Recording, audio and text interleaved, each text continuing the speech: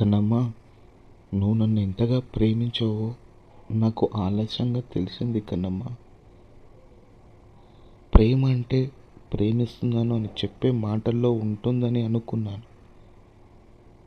కానీ నువ్వు ఒక్కసారి కూడా చెప్పకుండా నీ మనసులో నన్ను నీ భర్తగా ఊహించుకొని ఎన్నో కలల్లో నాతో కాపురం చేశానని తెలిసిన రోజు ఈరోజే తెలిసింది.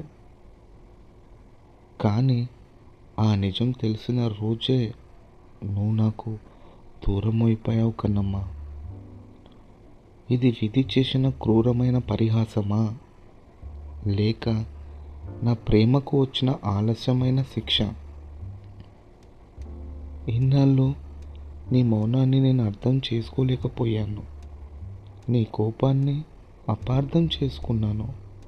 నీ అలుక వెనుక ఉన్న హక్కుని చూడలేకపోయాను.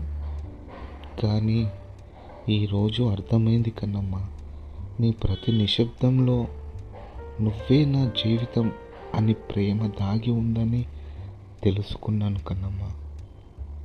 కానీ ఆ నిజం తెలిసేసరికి మనిద్దరి మధ్య మాటల కంటే మౌనం ఎక్కువైపోయింది. దగ్గర కంటే దూరమే పెద్దదైపోయింది.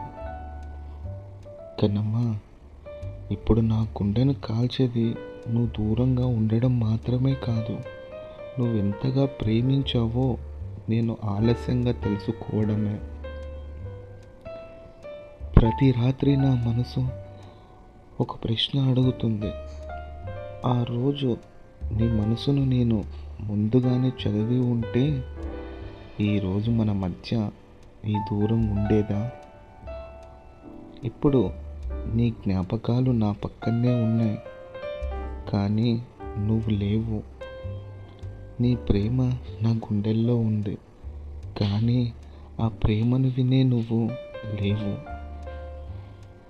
నీ కోసం ఎదురు చూస్తున్న నా కళ్ళకు నిద్ర రావడం లేదు.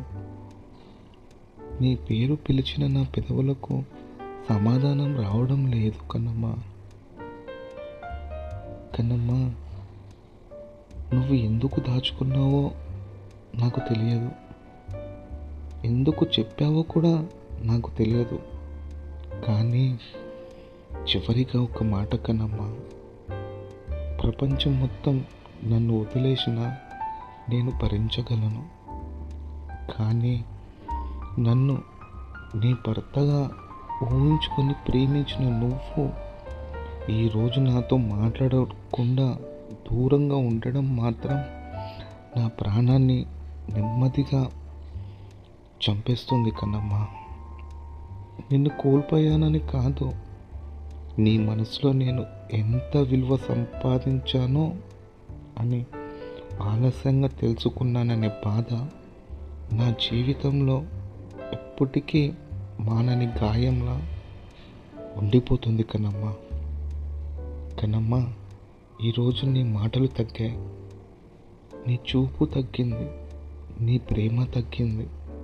అయినా కూడా నువ్వు నాతో మాట్లాడుతూ ఉంటే నాలో అదే ప్రేమ, అదే చూపు, అదే ప్రాణం నీ మీద ఇంకా కొట్టుకుంటూనే ఉంది కన్నమ్మా. ఆలస్యంగా తెలిసింది నాకు నీ ప్రేమనే, కానీ నేను నా ప్రేమ చెప్పడంలో ఎప్పుడూ ఆలస్యం నీకు చేయలేదు కన్నమ్మా.